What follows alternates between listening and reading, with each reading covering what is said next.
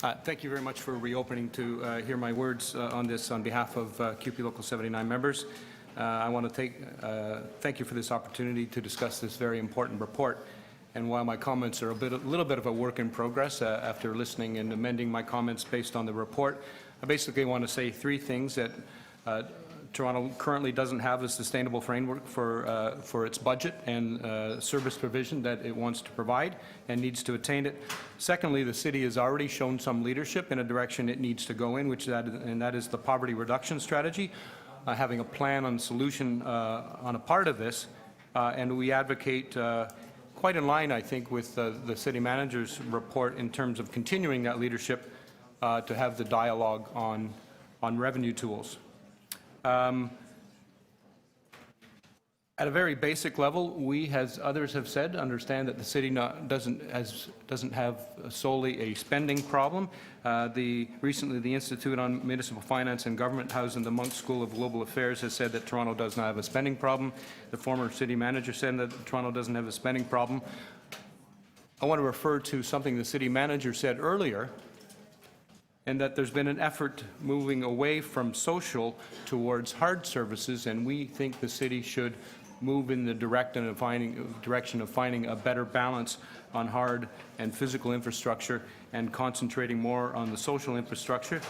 While the instinct as we approach another budget round is to continue down the road of seeking further efficiencies, it is worth recognizing that we've already gone a considerable way down that road through service reviews, service efficiency reviews, harmonization of services, and while Local 79 doesn't oppose looking for efficiencies, if we can find money in some areas to support service needs in others, of course we support that.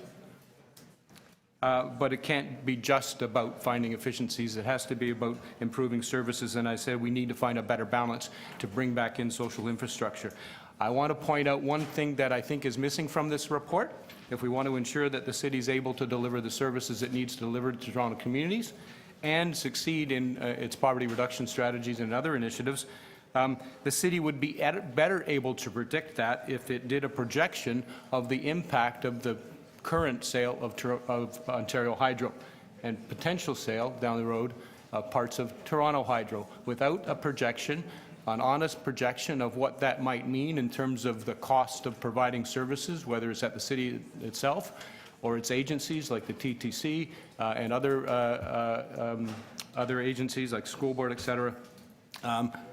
It may throw off estimates if we don't do a risk assessment involving the sale of Toronto Hydro and the impact on Toronto. 185 municipalities around the province have taken positions against the sale of Ontario Hydro, and the city has to do an honest analysis in order to project forward, in our view. As I said earlier, we compliment the city on its leadership on the poverty reduction strategy. Local 79 has been heavily engaged in that process. We think moving forward, the city should, starting in the 2016 budget cycle, have a poverty reduction lens with respect to the budget making and the service provision through that budget.